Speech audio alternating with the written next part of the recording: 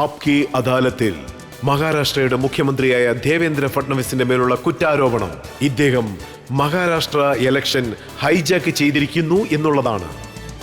Sir, ഈ കുറ്റം ആരോപിക്കുന്നത് ഞാനല്ല, രാഹുൽ ഗാന്ധിയാണ്. രാഹുൽ ഗാന്ധി സാർ എന്താ പറയുന്നതെന്ന് വെച്ചാൽ 2024 മഹാരാഷ്ട്രയിൽ ഇലക്ഷൻ നടന്നിട്ടേയില്ലെന്ന്. അദ്ദേഹം എന്താ പറയുന്നതെന്ന് വെച്ചാൽ ഇലക്ഷൻ താങ്കൾ ഹൈജാക്ക് ചെയ്തെന്ന്, വോട്ട് മോഷ്ടിച്ചാണ് താങ്കൾ മുഖ്യമന്ത്രിയായതെന്ന്. ഇതാ നോക്കി, ഞാൻ ഇതിനു വേണ്ടി രാഹുൽ അദ്ദേഹത്തിന് വേണ്ടി ഞാൻ ഉത്തരം പറഞ്ഞു. ताउम्र गालिब मैं यही भूल करता रहा, धूल चेहरे पर थी और आईना साफ करता रहा. ഇപ്പോ രാഹുൽ അദ്ദേഹം ഒരു ഡിനൈഡ് മോഡിൽ നിന്ന് പുറത്ത് വരാത്തത് വരെ, അദ്ദേഹം ഇത് മനസ്സിലാക്കാത്തത് വരെ ഈ രാഷ്ട്രീയം ഒരു അരിത്മെറ്റിക് അല്ല, രാഷ്ട്രീയം ഒരിക്കലും ഒരു ഡിജിറ്റൽ ഗെയിം അല്ല, രാഷ്ട്രീയം ശരിക്കും ഒരു കുട്ടിക്കളിയല്ല. ഇത് ജനങ്ങളുടെ എല്ലാ സ്പിരിറ്റും മനസ്സിലാക്കി അവരുടെ ആഗ്രഹവും പിന്നെ അവരുടെ പ്രതീക്ഷകളും ഒക്കെ മാനേജ് ചെയ്യേണ്ട ഒരു കാര്യമാണ്. അതിൽ നമ്മൾ ഇറങ്ങി ജോലി ചെയ്യണം. തുടർന്ന് അദ്ദേഹം ഇങ്ങനത്തെ കുറ്റാരോപണം തന്നെ നടത്തിക്കൊണ്ടിരിക്കുന്ന സമയത്ത്, പക്ഷെ ഞാൻ ഒരു ഇമ്പോർട്ടൻ്റ് കാര്യം നിങ്ങളുടെ അടുത്ത് പറയാൻ ആഗ്രഹിക്കുവാണിപ്പോൾ. ഞാൻ ഇതിനു വേണ്ടി മിസ്റ്റർ രാഹുൽ അദ്ദേഹത്തിന് കുറ്റം പറയത്തില്ല ഒരിക്കലും. അദ്ദേഹത്തിന് ചുറ്റും എത്രയും അൾട്രാ ലെഫ്റ്റിസ്റ്റ് ജനങ്ങളുണ്ടെന്ന് വെച്ചാൽ ഈ ഉള്ള എല്ലാ അൾട്രാ ലെഫ്റ്റിസ്റ്റ് ജനങ്ങളും ഇവരുടെ ഐഡിയോളജി എന്താണ്?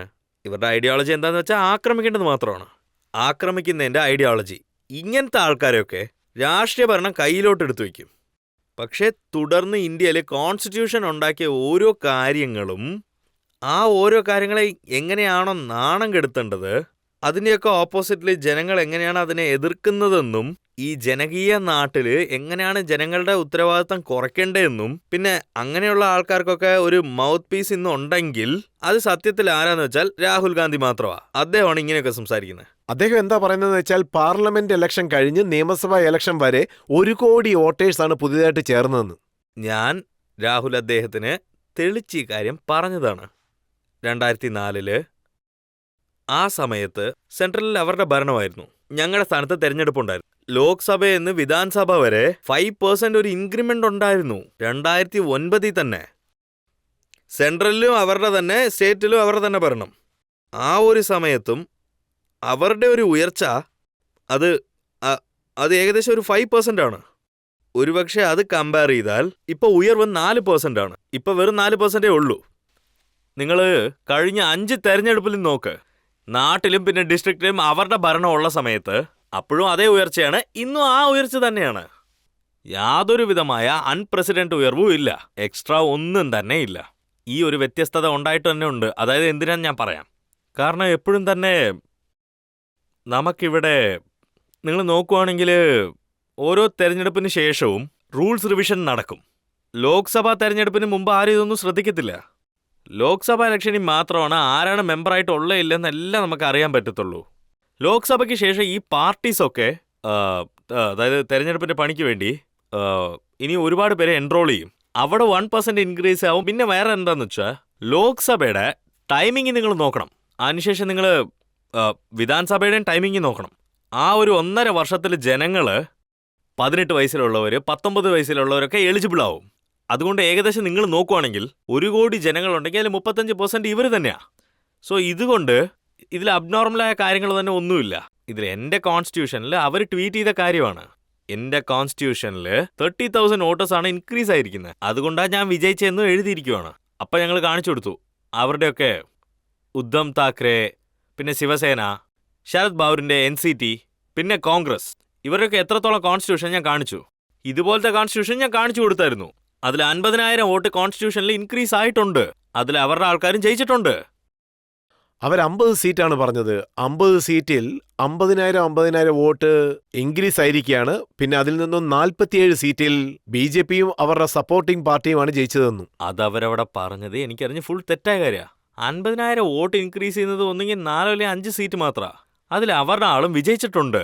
മറ്റുള്ള സീറ്റിലൊക്കെ 20,000 ഇൻക്രീസ് ചെയ്തിട്ടുണ്ട്. ചില സ്ഥലത്ത് 22,000. ഇപ്പം താ നോക്കിയേ, അതായത് അവരുടെ ഒരു അവസ്ഥ നോക്കിക്കേ, എങ്ങനെയാ മാറിയെന്ന് വെച്ചാൽ ഒന്നുമില്ലാത്ത അവസ്ഥയ്ക്കായിപ്പോയി. സോ ഇതുകൊണ്ട് ഈ ലോക്സഭയുടെ തെരഞ്ഞെടുപ്പിൻ്റെ ഈ സമയത്ത് അവരൊരു ഫേക്ക് നരേറ്റീവ് ക്രിയേറ്റ് ചെയ്യുവാണ് കോൺസ്റ്റിറ്റ്യൂഷനായിട്ട് മാറ്റാനായിട്ട്. പിന്നെ ആ നരേറ്റീവ് മഹാരാഷ്ട്രയുടെ താഴെ വരെ നമുക്ക് സ്പ്രെഡ് ആവുക. അതുകൊണ്ട് അവർക്ക് മഹാരാഷ്ട്രയിൽ നല്ലൊരു സീറ്റ് കിട്ടിയത്. നോക്കിയാൽ അങ്ങനെ ഇരുന്നിട്ട് പോലും അവർക്കും നമുക്കും മഹാരാഷ്ട്രയിൽ എന്തോരം ഡിഫറൻ്റ് ആണ്. 0.5%. ഞങ്ങൾ 43.3%, അവർ 43.1. പക്ഷെ സീറ്റ് ഒരുപാട് വ്യത്യാസം ഉണ്ടായിരുന്നു. പക്ഷെ അതിനുശേഷം ഞങ്ങൾ ആ നരേറ്റീവ് ഒരു വിധത്തിൽ ജനങ്ങൾക്കകത്തുനിന്ന് മാറ്റിക്കൊടുത്തതാണ്. പിന്നെ ഞങ്ങളുടെ കാര്യങ്ങളൊക്കെ ഞങ്ങൾ ജനങ്ങളിലോട്ട് എത്തിച്ചു. പിന്നീട് ജനങ്ങൾ ഞങ്ങൾക്ക് വോട്ട് ചെയ്തു, ഞങ്ങളെ അവർ തെരഞ്ഞെടുത്തു.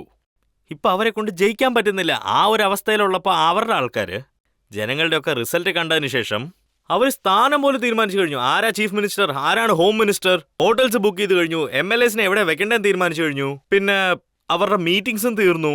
റിസൾട്ട് മാത്രം മാറിപ്പോയെന്നേ ഉള്ളൂ. അതെത്ര വലിയ പ്രശ്നമെന്ന് വെച്ചാൽ അവരെ കൊണ്ട് അതിൽ നിന്ന് പുറത്തു വരാൻ കഴിഞ്ഞില്ല.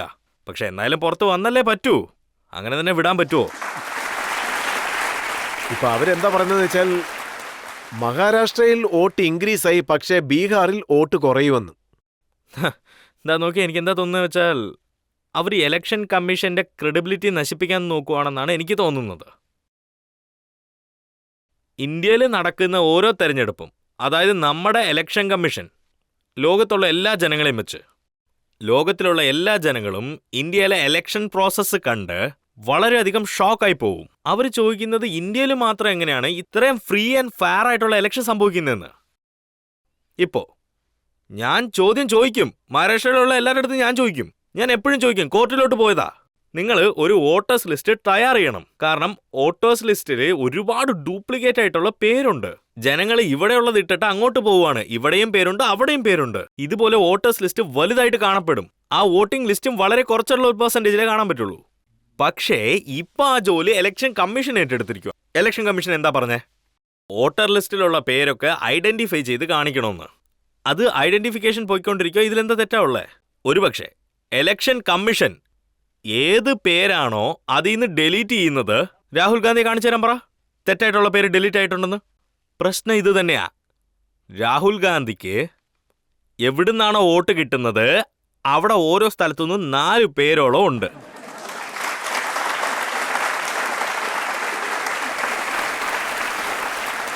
അവരുടെ പ്രശ്നം ഇത് തന്നെയാ. രാഹുൽ ഗാന്ധിയുടെ പ്രശ്നം ഇതാണ്. ഇപ്പോ പേര് കട്ടായേക്കും, അപ്പോൾ ഓരോ വോട്ടേ ഇടാൻ പറ്റുള്ളൂ. അതാണ് പ്രശ്നം. ശരത് പവാർ മഹാരാഷ്ട്രയിലെ ഇലക്ഷൻ കഴിഞ്ഞതിന് ശേഷം എന്താ പറഞ്ഞെന്ന് വെച്ചാൽ EVMൽ മാനിപ്പുലേഷൻ നടത്തിയെന്ന്. നോക്കിയേ, അവരുടെ പ്രശ്നം എന്താണെന്ന് വെച്ചാൽ ജനങ്ങൾ കൊണ്ട് ആ തെരഞ്ഞെടുപ്പിൽ ജയിച്ചാൽ അതവർക്ക് മഹാരാഷ്ട്രയിൽ ജയിക്കുന്ന സമയത്ത് വലിയ പ്രശ്നമേ അല്ല. ഒരുപക്ഷെ അവർ തോറ്റാൽ EVMൽ പ്രശ്നം ഉണ്ടാവും. ഇവർ ചിലപ്പോൾ ജയിച്ചാൽ വിധാൻസഭയിലുള്ള തെരഞ്ഞെടുപ്പ് എല്ലാം കറക്റ്റ് ആയിട്ടുണ്ടെന്നും പറയും. ഇവർ ലോക്സഭയിൽ തോറ്റുപോയാൽ ജനങ്ങളിൽ എന്തോ ഒരു പ്രശ്നം ഉണ്ടെന്നും പറയും. ഞാൻ എന്താ പറയുന്നത്, EVMൽ പ്രശ്നമല്ല, അവരുടെ തലച്ചോറിലാണ് പ്രശ്നം. അവരുടെ തലച്ചോറിലൊരു ചിപ്പുണ്ട്. അവരുടെ ആ തലച്ചോറിൻ്റെ ചിപ്പ് കറപ്റ്റായിപ്പോയി. ആ ചിപ്പ് ഇപ്പോൾ നമുക്ക് മാറ്റിയേ പറ്റുള്ളൂ. ഈ ശിവസേന പാർട്ടിക്കാർ, ഉത്തം താക്കറെയുടെ ശിവസേനയിലുള്ളവർ, അവരെന്താ പറയുന്നത് വെച്ചാൽ അമിത്ഷായും ദേവേന്ദ്ര ഫഡ്നവിസും ഒപ്പം അദാനിയും ചേർന്ന് ഇലക്ഷൻ കമ്മീഷനെ വിലയ്ക്ക് വാങ്ങിയെന്ന്. നോക്കിയേ അവരുടെ ബുദ്ധി എത്രത്തോളം നശിച്ചു പോയിട്ടുണ്ടെന്ന്. അതായത് അവരെ കൊണ്ട് എന്തും പറയാൻ പറ്റും. പക്ഷെ ഞാൻ എന്താ പറയുന്നതെന്ന് വെച്ചാൽ അവരെ കൊണ്ട് ഇതും പറയാൻ പറ്റും. അതായത് മഹാരാഷ്ട്രയുടെ തെരഞ്ഞെടുപ്പിൽ BJP ജയിച്ചിട്ടുണ്ടെന്ന് വെച്ചാൽ അവർ ട്രംപിനെ വെച്ചാൽ മിഷൻ ചേഞ്ച് ചെയ്തിട്ടുണ്ടെന്ന്. അവർ ഇതും തന്നെയാണ് പറയുന്നത്. പറയണമെന്ന് വെച്ചാൽ എന്ത് വേണമെങ്കിലും പറയാമല്ലോ. താങ്കൾ പറഞ്ഞത് ശരിയാണ്. അഖിലേഷ് യാദവ് എന്താ പറഞ്ഞതെന്ന് വെച്ചാൽ BJPയിലുള്ളവർ ബൂത്തിലേക്ക് പോകുന്ന സമയത്ത് ഒരു മിഷൻ എടുത്തുകൊണ്ട് പോകുമെന്ന് പറയുന്നു. ഒരുപക്ഷെ ആർക്കെങ്കിലും വോട്ടില്ലെങ്കിൽ ആ മിഷൻ ഉപയോഗിച്ചുകൊണ്ട് ഇലക്ഷൻ കാർഡ് എടുത്ത് ഒപ്പം ആധാർ കാർഡും എടുക്കാറുണ്ട്. ആ മിഷൻ ഞങ്ങൾ കൂടി തരാനാണ് അദ്ദേഹം പറയുന്നത്. എനിക്കെന്താ തോന്നുന്നതെന്ന് വെച്ചാൽ ഇവിടെ ഉരുളക്കിഴങ്ങ് ഇടുവാണെങ്കിൽ അവിടെ കുറച്ച് സ്വർണം. ഇത് രാഹുൽ അദ്ദേഹത്തിന്റെ USP. ഇപ്പോൾ അഖിലേഷ് യാദവിനും ഇതുപോലെ തന്നെ ആയിട്ടുണ്ട്. അഖിലേഷ് അദ്ദേഹം നന്നായിരുന്നത്, പക്ഷെ ഇപ്പല്ല. ഒരുപക്ഷെ അദ്ദേഹം ഇങ്ങനെ സംസാരിച്ചാ ഇതുപോലത്തെ നേതാക്കന്മാരൊന്നും ഒരിക്കലും നമ്മുടെ നാട്ടിൽ ഇരിക്കാൻ പാടില്ല. എങ്ങനെ ഉണ്ടായിരുന്നെങ്കിൽ ജനങ്ങളുടെ അവസ്ഥ എന്താവാൻ? ഇലക്ഷന്റെ കാര്യം താങ്കൾ പറയുന്നത് ഞാൻ അംഗീകരിക്കുകയാണ്. അതായത് ഈ EVMന്റെ കാര്യമാണെങ്കിലും ശരി, അല്ല വോട്ട് ഇൻക്രീസ് ചെയ്യുന്ന കാര്യമാണെങ്കിലും ശരി. പക്ഷേ ഇത് സത്യമല്ലേ? അതായത് താങ്കളുടെ ഗവൺമെന്റ് ഫോം ആകാത്ത സമയത്ത് താങ്കൾ 80 മണിക്കൂർ മുഖ്യമന്ത്രിയായിട്ടിരുന്നു. പിന്നെ താങ്കൾ ചിറ്റപ്പനായ ശരത് പവാറിന്റെ അടുത്തു നിന്നും മരുമകൻ അജിത് പവാറിനെ തട്ടിയെടുത്തു. നോക്കിയ ആ ഒരു 80 മണിക്കൂർ ഒരു രാഷ്ട്രീയം ഭരണം, അത് ചെറിയച്ഛൻ ശരത് ബാബയുടെ അടുത്ത് സംസാരിച്ചാണ് ഞങ്ങൾ അത് തീരുമാനിച്ചത്. കാരണം ആ ഒരു സമയത്ത് ഞങ്ങൾക്ക് എന്താ തോന്നിയെന്ന് വെച്ചാൽ, ഞങ്ങളൊപ്പം വിജയിക്കപ്പെട്ട ഉദ്ധവ് താക്കറെ അദ്ദേഹം ഞങ്ങളുടെ മുതുകിൻ്റെ കത്തി കൊണ്ട് തന്നെ കുത്തി. അദ്ദേഹം ഞങ്ങളൊപ്പം വരുന്നില്ല എന്ന് പറഞ്ഞ് ആ സമയത്ത് ആ ചെറിയച്ഛൻ ഞങ്ങളുടെ അടുത്തോട്ട് ഒരു തൂതനെയും അയച്ചു. അദ്ദേഹം ആ സമയത്ത് എന്താ പറഞ്ഞതെന്ന് വെച്ചാൽ, ഞങ്ങൾ നിങ്ങളൊപ്പം വരാൻ തയ്യാറായിട്ടാ ഉള്ളത്. അപ്പം എന്താ തോന്നിയെന്ന് വെച്ചാൽ, ഇതാണ് ശരിയായ സമയം. ഒരുപക്ഷെ നമുക്കിടയെ തെറ്റായ രാഷ്ട്രീയമാണ് നടക്കുന്നത്, നമ്മുടെ ആൾക്കാർ തന്നെ തമ്മിൽ തല്ലി ചാവുകയാണെങ്കിൽ അപ്പം ജീവനോടെ ഇരിക്കേണ്ടത് ആവശ്യമാണ്. അതുകൊണ്ട് ഞങ്ങൾ ചെറിയച്ഛനടുത്ത് സംസാരിച്ചതാ. ചെറിയച്ഛനാണ് എല്ലാ കാര്യം തീരുമാനിച്ചത്. ചെറിയച്ഛൻ പറഞ്ഞതുകൊണ്ട് മാത്രമാണ് ഞങ്ങൾ എല്ലാ കാര്യത്തിലും ഒരു തീരുമാനത്തിലോട്ടെത്തിയത്. ചെറിയച്ഛൻ എന്തുകൊണ്ടാണ് പിന്നിലോട്ട് പോയെന്നറിയില്ല. ചിറ്റപ്പൻ പിന്മാറിയേക്കാം, പക്ഷെ മരുമകൻ പിന്മാറിയില്ലല്ലോ. അപ്പം മരുമകൻ എന്താ പറഞ്ഞതെന്ന് വെച്ചാൽ, ചിറ്റപ്പൻ പിന്മാറി പക്ഷെ ഞാൻ പിന്മാറത്തില്ല എന്ന്. മരുമകൻ ഞങ്ങളൊപ്പം വന്നപ്പോൾ ഞങ്ങൾ പറഞ്ഞു ഞങ്ങളൊരു സത്യപ്രതിജ്ഞ എടുക്കാം. പിന്നെ 80 മണിക്കൂർ കഴിഞ്ഞപ്പോൾ ഞങ്ങളുടെ സത്യപ്രതിജ്ഞ പോയി. ഞങ്ങൾ അവിടുന്ന് രാജിവെച്ചിറങ്ങി. പിന്നെ ശരത് പവാർ പറഞ്ഞ എന്താണെന്ന് വെച്ചാൽ, താങ്കൾ എന്തിനാണ് സർക്കാർ ഉണ്ടാക്കിയെന്ന് വെച്ചാൽ സർക്കാരിനെ ഇല്ലാതാക്കാൻ വേണ്ടിയും പിന്നെ കോൺഗ്രസ് NCP സർക്കാരിനെ ഫോം ചെയ്യാൻ വേണ്ടിയുമാണെന്നാണ് പറയുന്നത്. പ്രസിഡന്റിന്റെ റൂളുണ്ട്, അതിന് ആവശ്യമില്ലല്ലോ. ശരത് പവാർ അദ്ദേഹം ഞങ്ങൾക്ക് കണ്ടീഷൻ ഇട്ടായിരുന്നു. ഒരു പക്ഷേ നമ്മൾ ഇതുപോലത്തെ ഒരു ഭരണം റെഡിയാക്കണമെങ്കിൽ ഞാൻ പെട്ടെന്ന് യൂട്ടേൺ എടുക്കുന്നതൊക്കെ വളരെ കഠിനമാണ്. നിങ്ങൾ പ്രസിഡന്റ് റൂൾ ഇടണം. അതിനുശേഷം ഞാൻ മഹാരാഷ്ട്രയിലോട്ട് വരും. ഞാൻ അവിടെ വന്നതിന് ശേഷം ഇതുപോലെ പറഞ്ഞേക്കാം, മഹാരാഷ്ട്രയ്ക്ക് ഒരു സ്ട്രോങ് ആയ ഭരണം ആവശ്യമുണ്ട്. മഹാരാഷ്ട്രയിലെ ജനങ്ങൾ തെരഞ്ഞെടുപ്പിന് വേണ്ടി തയ്യാറല്ലായിരുന്നു. മഹാരാഷ്ട്ര ജനങ്ങളുടെ ആവശ്യം എന്താന്ന് വെച്ചാൽ BJPയും പിന്നെ NCPയും കൂടെ ചേർന്ന് അതിനുശേഷം ഭരണമൊക്കെ റെഡിയാക്കി എടുക്കുമെന്ന്. അതുകൊണ്ട് ഞാൻ രാജിവെച്ചു. കാരണം പ്രസിഡന്റ് റൂൾ വരണമെന്നും പറഞ്ഞ്. പിന്നെ ഈ പ്രസിഡന്റ് റൂളൊന്നും വെറുതെ എടുത്തില്ലല്ലോ. ഗവർണർ അദ്ദേഹം എല്ലാവർക്കും ഒരു ലെറ്റർ എഴുതി, നിങ്ങളിതിൽ താല്പര്യപ്പെടുന്നുണ്ടോ അങ്ങനെയൊക്കെ ചോദിച്ച് ഒരുപാട് എഴുതി. പക്ഷെ എല്ലാവരും പറഞ്ഞ് ഇല്ലെന്നാ. ഇതുപോലത്തെ ഒരു ലെറ്റർ തന്നെ മിസ്റ്റർ ശരത് പവാറിന്റെ പാർട്ടിക്ക് വേണ്ടി എഴുതി കൊടുത്തു. അപ്പോൾ ശരത് പവാർ അദ്ദേഹത്തിന്റെ പാർട്ടിയുടെ ഉത്തരം എൻ്റെ കമ്പ്യൂട്ടറിലാണ് ടൈപ്പ് ചെയ്തത്. ഞങ്ങൾ ആകാൻ ആഗ്രഹിക്കുന്നില്ല, നിങ്ങൾ പ്രസിഡന്റ് റൂൾ ഇടണമെന്ന്. ഞങ്ങൾ അവരുടെ ഒപ്പം ചേർന്നാണ് ഇത് ചെയ്തത്. അതുകൊണ്ട് പ്രസിഡന്റിന്റെ റൂള് ഞങ്ങൾ പറഞ്ഞത് കൊണ്ടാണ് അവർ ചെയ്തത്. പിന്നീട് അതിനുശേഷം അദ്ദേഹം എന്തുകൊണ്ടാണ് ചേഞ്ച് ആയെന്ന് എനിക്ക് അറിഞ്ഞുകൂടാ. അദ്ദേഹം മാറാനുള്ള ഒറ്റ കാരണം ഞങ്ങളുടെ ഭരണവും രാഷ്ട്രീയവും അവിടുന്ന് പോയതാ.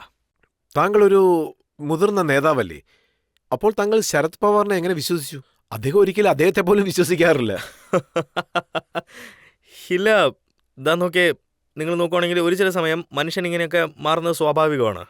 അതുകൊണ്ട് ഞങ്ങൾക്ക് എന്താ തോന്നിയെന്ന് വെച്ചാൽ, ഇദ്ദേഹത്തിൻ്റെ കൂടെ എല്ലാ കാര്യങ്ങളും നന്നായിട്ട് നടന്നുകൊണ്ടിരിക്കുക, അതുകൊണ്ട് ഇദ്ദേഹത്തിൻ്റെ ഒപ്പം തന്നെ നമുക്ക് കണ്ടിന്യൂ ചെയ്യാമെന്നും പറഞ്ഞു. പക്ഷെ കാര്യം എന്താണെന്ന് വെച്ചാൽ, ഈ പോളിറ്റിക്സിൽ ഒരു ചില ടൈം അദ്ദേഹത്തിൻ്റെ പേഴ്സണാലിറ്റിയുടെ ഒപ്പവും മാച്ചായി കിടക്കും. ജനങ്ങളെന്താ പറയുന്നതെന്ന് വെച്ചാൽ, ശരത് പവാറിൻ്റെ ഒപ്പം ബോംബെയിലോട്ട് പോകാൻ ആഗ്രഹിച്ചാൽ കൽക്കട്ടയുടെ ബോർഡിംഗ് കാർഡ് അദ്ദേഹം കാണിക്കും. ഇത് അതുപോലെ തന്നെയാണ് സംഭവിച്ചിട്ടുള്ളത്. പിന്നെ ഇങ്ങനെയും പറയാറുണ്ട്, താങ്കളുടെ ധൃതി കുറിച്ച് കൂടുതലായിരുന്നു, മുഖ്യമന്ത്രിയാവാൻ വേണ്ടി വീണ്ടും അദ്ദേഹത്തിന്റെ സഹായം തേടിയെന്ന്. മാത്രമല്ല അജിത് പവാറിനെയും അവരുടെ അടുത്തു നിന്നും താങ്കൾ പിരിച്ചുകൊണ്ട് വന്നെന്നും പറയുന്നു.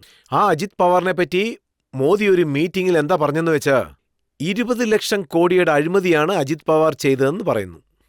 ഓക്കെ, ആദ്യത്തെ കാര്യം എന്താന്ന് വെച്ചാൽ, NCPയുടെ ഒപ്പം ഞങ്ങൾ എപ്പോഴും തന്നെ കോംപ്രമൈസ് ആവാൻ തയ്യാറല്ല. ഞങ്ങൾ ആഗ്രഹിക്കുന്നില്ല. ഓപ്പണായിട്ട് ഞാൻ പറഞ്ഞേക്കാം, എനിക്ക് അതിന് ആഗ്രഹമില്ല.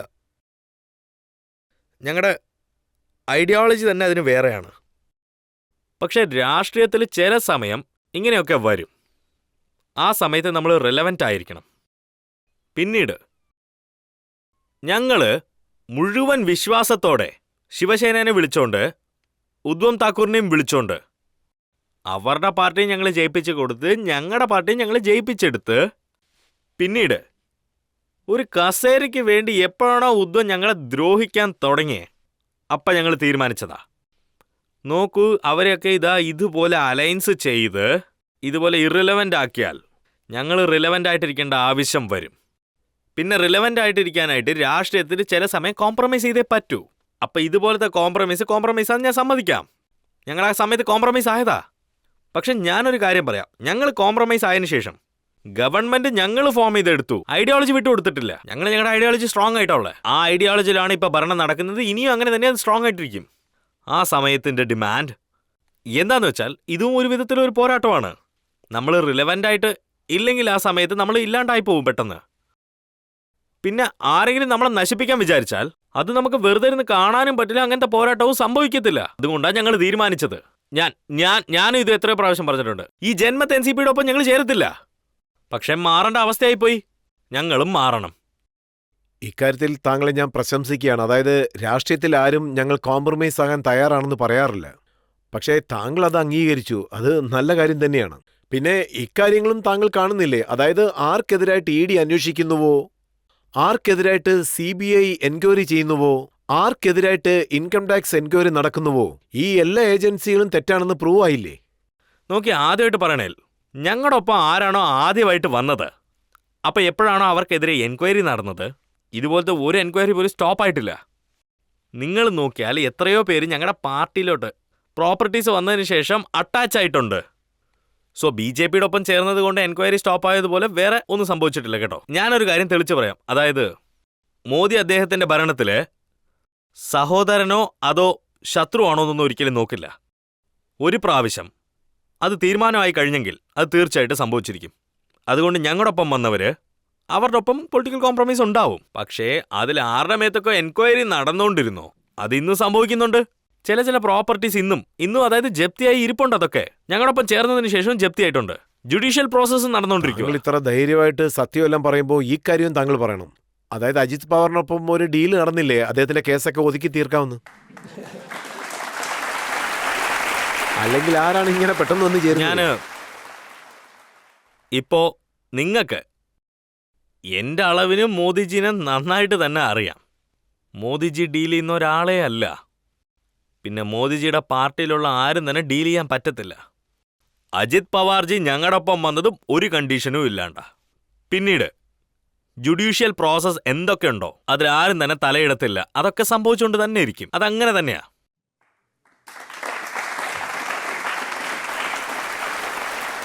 ഇപ്പോ സാധാരണ ജനങ്ങൾ ഇങ്ങനെയാണ് പറയാറുള്ളത്, ഭാരതീയ ജനതാ പാർട്ടി ഒരു വാഷിംഗ് മെഷീനാണ്, ഇതിനുള്ളിലേക്ക് വന്നു കഴിഞ്ഞാൽ വാഷായി ക്ലീനായിട്ട് പുറത്തോട്ട് വരുമെന്ന്. ഇത് വേണമെങ്കിൽ നമുക്ക് റിവേഴ്സിൽ പോലും നമുക്ക് പറയാൻ പറ്റും. അതായത് ജനങ്ങൾ അവിടെ ഉള്ള സമയത്ത് എല്ലാവരും പറയും ദാ ഇദ്ദേഹം നല്ലവരാണെന്നൊക്കെ പറഞ്ഞ്. പക്ഷെ ഞങ്ങളുടെ അടുത്ത് വന്നതിന് ശേഷം പറയും അദ്ദേഹം വാഷിംഗ് മെഷീനിൽ കയറിപ്പോയെന്ന്. നിങ്ങളുടെ ഒപ്പം ഉള്ളവരെ അവർ നന്നായിട്ട് തന്നെയല്ലേ ഇരുന്നത്. നിങ്ങൾ അദ്ദേഹത്തിനെ കെട്ടിപ്പിടിക്കും, ഉമ്മ വയ്ക്കും, ഒരുപാട് കാര്യങ്ങൾ ഇങ്ങനെ ചെയ്തു. പക്ഷെ ഞങ്ങളുടെ അടുത്ത് വന്നാൽ മാത്രം വാഷിംഗ് മെഷീനിൽ കയറിപ്പോയെന്നും പറയും. അപ്പം ഇത് രണ്ടിടത്തും ചോദിച്ചു നോക്കണ്ടേ സാർ? ഞങ്ങൾ ആരെയും അലക്കത്തേ ഇല്ല. അങ്ങനെ ഒരുപക്ഷെ അലക്കിയാലും നല്ലപോലെ അലക്കി കൊടുത്തേക്കും. ഇപ്പോൾ ഇക്കാര്യവും താങ്കൾ പറയണം. അതായത് ചിറ്റപ്പനും മരുമകനും ശരത് പവാറും അജിത് പവാറും ഒന്നിച്ചു വരുമോ? ഇത് ചിറ്റപ്പനും മരുമകനെ പറയാൻ പറ്റുള്ളൂ. അല്ലാണ്ട് അടുത്തവരുടെ അടുത്ത് എന്താണ് പോയി പറയുന്നത്? അത് അവർ തന്നെ പോയി പറയും.